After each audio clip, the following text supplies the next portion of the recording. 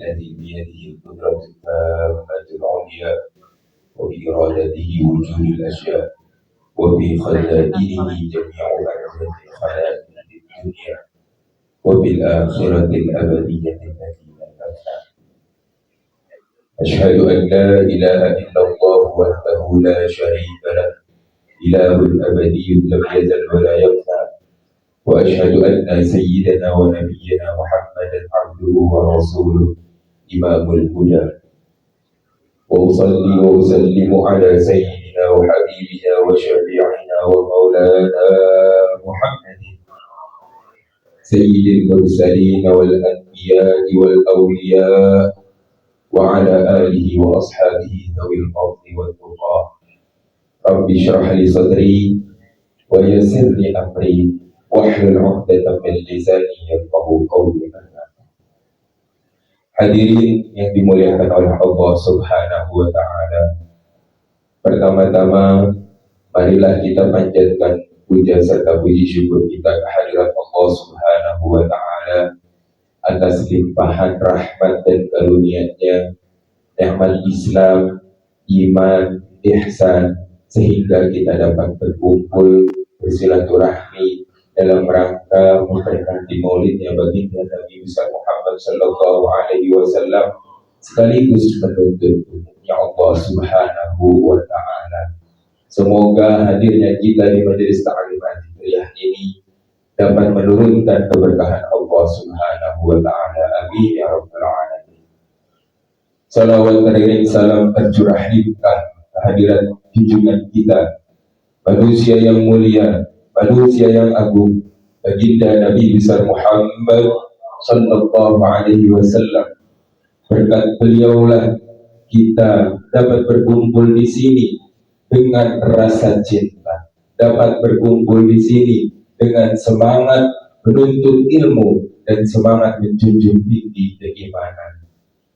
Oleh karenanya, semoga kita hadir di sini, kita belajar di sini, kita ngaji di majelis taklim pada pagi hari ini, semoga kelak mendapatkan syafaatul uzma dari baginda Nabi besar Muhammad sallallahu alaihi wasallam. Amin ya rabbal alamin.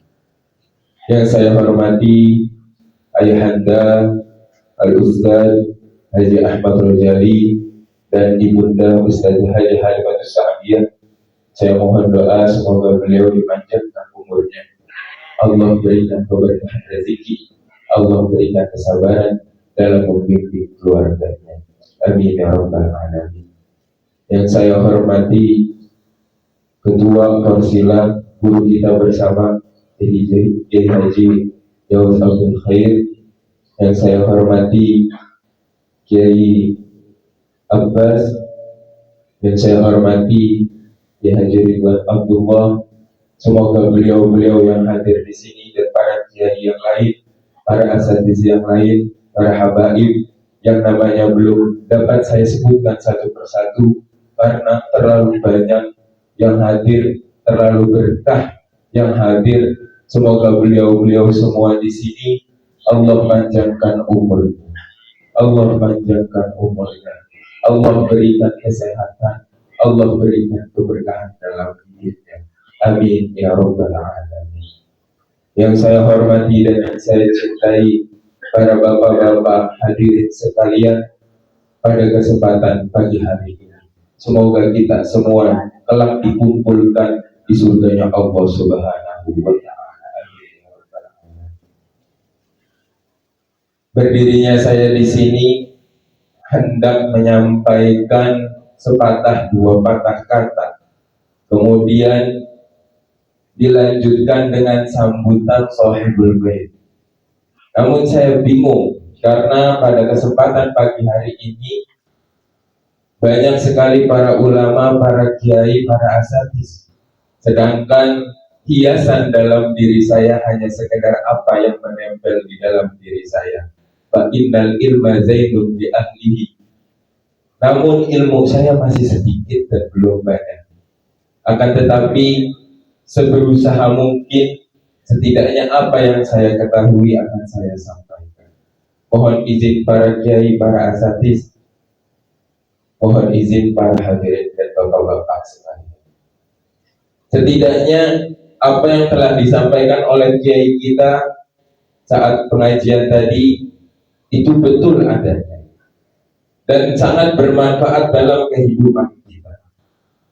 Dalam rangka memperingati maulidnya baginda Nabi besar Muhammad sallallahu alaihi wasallam, dari ujung pelosok bumi sampai ujung pelosok bumi yang lain, itu yang dibahas pasti adalah akhlakul karimah baginda Nabi besar Muhammad sallallahu alaihi wasallam. Tentu ini sudah menjadi perintah yang tersirat yang diperintahkan oleh Allah Subhanahu wa taala untuk kita semua yang meyakini bahwa iman kita kepada Allah Subhanahu wa taala, yang meyakini bahwa kelak ada akhir zaman, kelak ada hari kiamat. Allah Subhanahu wa taala berfirman, A'udzu billahi minasyaitonir rajim. Bismillahirrahmanirrahim. Laqad kana lakum fi Rasulillahi uswatun hasanah liman kana yarjullaha wal yawmal akhir wa dzakarallaha katsiran. Sungguh telah ada pada diri Rasulullah sallallahu alaihi wasallam itu suri tauladan yang baik bagimu. Bagi siapa? Bagi orang-orang yang beriman kepada Allah dan hari akhir, yang berharap ridha Allah dan hari akhir, dan orang-orang yang banyak mengingat Allah. Oleh karenanya bukti kita mengaji di Forsilah ini adalah adanya akhlakul karimah. Sedang apa itu akhlak? Akhlak itu adalah kondisi jiwa seseorang yang muncul dari dalam diri seseorang dan keluar tanpa ada paksaan. Akhlak. Akhlak ini meliputi berbagai macam kehidupan kita. Akhlak meliputi sosial, akhlak meliputi adab, moral, dan lain sebagainya. Oleh karenanya kita hadir di sini, kita ngaji di sini semata-mata untuk belajar akhlak. Setidaknya akhlak kepada Allah, akhlak kepada sesama manusia, dan akhlak kepada diri sendiri. Hadirin yang dimuliakan Allah Subhanahu wa taala. Masalah terbesar yang dihadapi umat manusia sejak zaman purbakala hingga saat ini adalah masalah dekadensi moral. Ungkapan Abul A'la Al-Maududi dalam bukunya Ethical Viewpoint of Islam ini setiap kali maulid saya sampaikan. Kenapa? Memang terjadi di setiap masa bahwa dekadensi moral adalah penyebab dari berbagai macam kerusakan yang ada di masyarakat. Kalau pemerintahan kita berakhlak kepada Allah dengan akhlak yang mulia, tak ada pak korupsi, betul. Kalau pemerintahan kita berakhlak kepada sesama manusia, Pancasila berjalan dengan baik, kesejahteraan yang adil dan beradil. Apa itu adil? Menempatkan hak-hak manusia pada hak, menempatkan sesuatu pada hak. Lawannya apa? Zon, tidak menempatkan sesuatu pada tempat. Maka kezaliman ini sangat berkaitan erat dengan akhlak yang buruk. Oleh karenanya baginda Nabi besar Muhammad sallallahu alaihi wasallam itu bersabda, innama bu'ithu liutammima makarimal akhlak. Yang beliau sebutkan kemuliaan akhlak. Saya diutus ke muka bumi ini lantaran mendeklarasikan bahwa kemuliaan akhlak itu penting bagi kehidupan manusia. Islam datang, perempuan dimuliakan. Islam datang, budak dihapuskan. Jangan Islam sudah ada di Indonesia dengan negara yang umat Islamnya terbesar di dunia, tapi dijajah oleh rakyat sendiri, oleh bangsanya sendiri. Ini antara kurangnya akhlakul karim. Lalu saya ingin menyampaikan setidaknya akhlak kita kepada Allah. Yang pertama itu beriman kepada Allah dan tidak sedikit pun menyekutukannya. Yang kedua, dengan cara berbaik sangka kepada Allah atas setiap segala yang kita lakukan di dunia ini. Kita berdoa belum dikabul-kabulin nih Pak.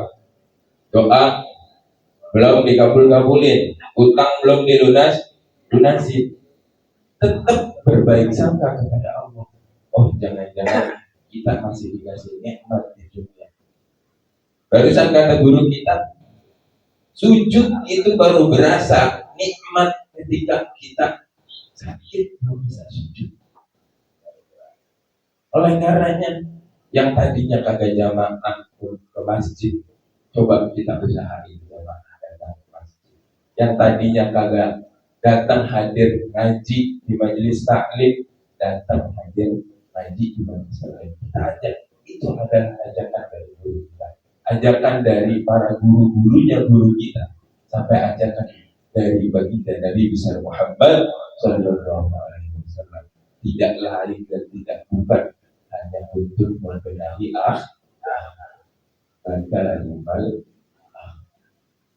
hadirin yang dimuliakan oleh Allah Subhanahu wa Ta'ala.